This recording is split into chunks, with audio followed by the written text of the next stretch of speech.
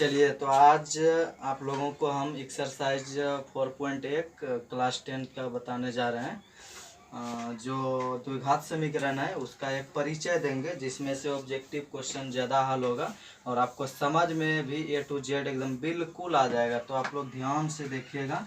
तो स्टार्ट कर रहे हैं हम आज आप लोगों का एक्सरसाइज 4.1, जो आप लोगों का द्विघात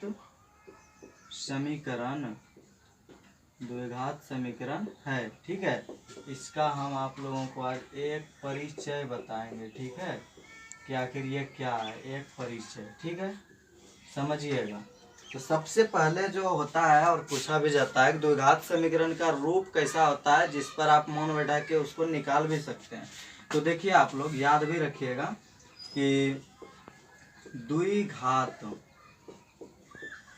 समीकरण का रूप, ठीक है, ध्यान से देखिएगा। द्विघात समीकरण का रूप जो होता है वो होता है ax² plus bx plus c equal to 0, जहाँ a does not equal to यानी कि नहीं बराबर है 0, यानी कि a का मान कभी भी 0 नहीं आ सकता। ये हमेशा के लिए आप याद रखिएगा। यदि पूछ भी ले कि द्विघात समीकरण में किसका मान 0 नहीं हो सकता है, तो आप याद रखिएगा a का मान, क्योंकि यदि a का मान 0 आया तो ये 0 वैल्यू हो जाएगा मल्टीप्लाई x² से, तो ये 0 हो जाएगा, जबकि वो द्विघात समीकरण नहीं होगा। क्योंकि द्विघात का मतलब होता है बच्चों, आप लोग ध्यान से देखिएगा, द्वि मीन्स 2 और घात मीन्स पावर। ठीक है, घात मीन्स पावर, द्वि मीन्स स्क्वायर या 2। तो यहाँ पे 2 पावर होना ही चाहिए, तभी कहलाएगा द्विघात समीकरण, अन्यथा नहीं। ठीक है, तो आप याद रखिएगा, यहाँ आपको a दिया है, b भी दिया है और c भी दिया है। ये क्या होता है ABC, जरा उदाहरण से देख लीजिए। उदाहरण स्वरूप 3x² plus 4x minus 9 equal to 0 है ना। तो यहाँ ध्यान से देखिएगा, ये जो है वो a है, ये b है और ये c है। ठीक है, तो यही है। और इसमें आपको अब आगे की क्रिया जो है वो d निकालना होगा, यानी जिसको हम विविध कर कहते हैं, यानी d यानी कि विविध कर equal to b² minus 4ac। ठीक है, याद रखिएगा, d निकालने के लिए a b c दिया है और d निकालने के लिए आपको b² माइनस 4ac लिखना होगा। और d निकालने के बाद आपका 3 तरह का आंसर आ सकता है। ठीक है, पहला ध्यान दीजिएगा, पहला जैसे उदाहरण स्वरूप 1 2 3 कोई भी चीज आ सकता है, यानी 0 से बड़ा, दूसरा 0 भी आ सकता है और तीसरा आपका कोई भी ऋणात्मक मान आ सकता है हल करते करते, जैसे -2 -4। तो उन तीनों का प्रारूप क्या होता है वो समझिएगा आप लोग। ठीक है, यदि ध्यान से देखिएगा, यदि d का मान, ठीक है ना, यदि d का मान लिख भी रहे पढ़ा भी रहे, ध्यान से देखिएगा, यदि d का मान 0 का मतलब 0, यदि d का मान 0 हो, 0 से बड़ा हो, तो यदि 0 से बड़ा हो तो उनका अस्तित्व है तथा इनके, ठीक है, तथा इनके 2 भिन्न मूल, कौन सा मूल, भिन्न मूल माना आंसर, x इक्वल टू जो भी आएगा वह भी समझाएंगे, 2 भिन्न मूल प्राप्त होंगे।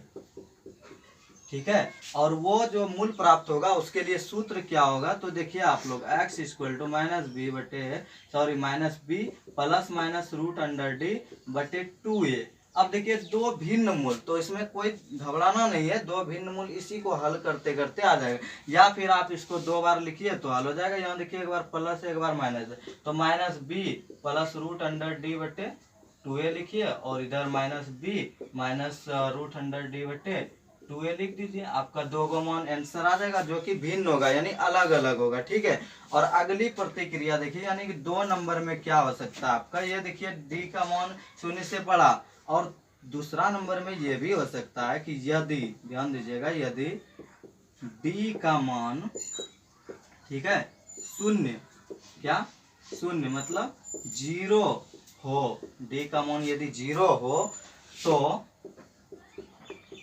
इनका भी, ध्यान दीजिएगा, इनका भी अस्तित्व है, का भी अस्तित्व है और इनके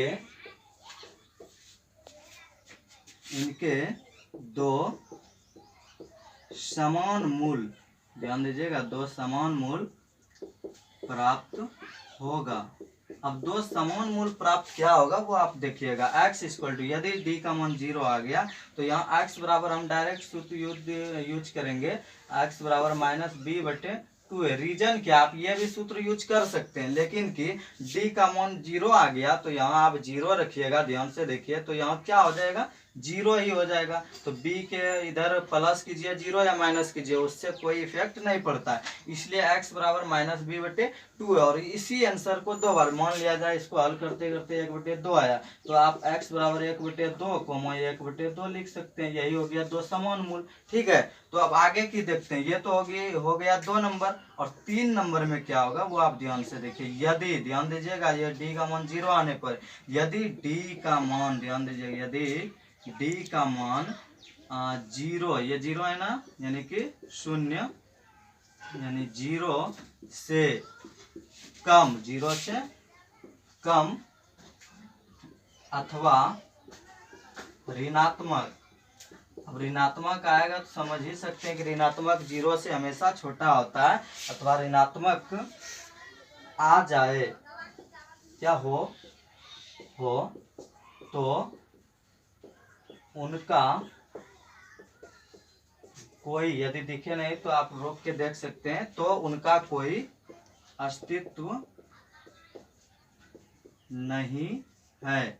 कोई अस्तित्व नहीं है का मतलब हुआ हमारे छात्रों कि कोई अस्तित्व नहीं है का मतलब हुआ उसका कोई हल अब आगे होगा ही नहीं, यानी कि वो बनेगा ही नहीं।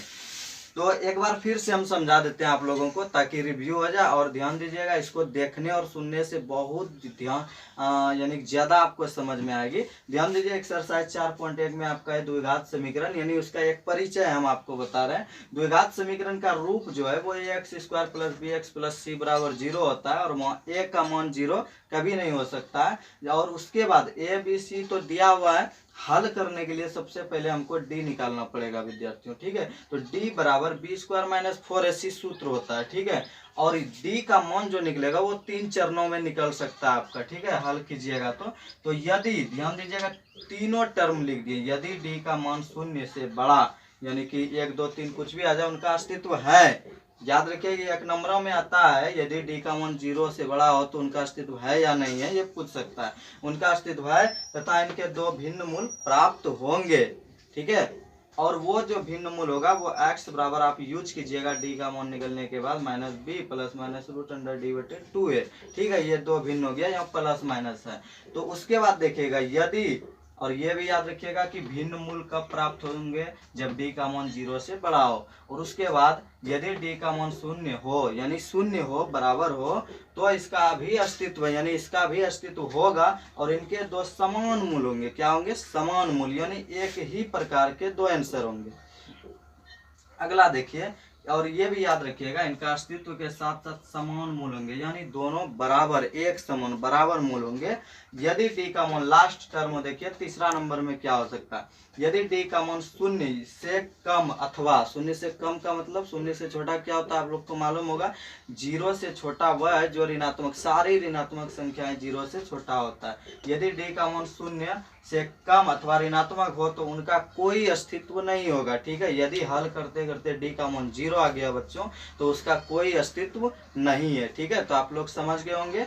और इसके बाद ये तो परिचय हुआ, और ऑब्जेक्टिव क्वेश्चन के लायक जितना भी होगा, जैसे कितना मूल होगा, कैसा होगा, ये सारी चीजें हमने इसमें बता दिए। और अब जो अगला वीडियो होगा हमारा, वो आप लोगों को हम ये बताएंगे कि इसका उपयोग कहाँ कैसे होगा, और वो अगला वीडियो में होगा। तो यही हम समाप्त करते हैं इस वीडियो को, और इसको सब्सक्राइब करके नोटिफिकेशन बेल जो है उसको दबा दीजिएगा ताकि आपको सूचना मिले। बस।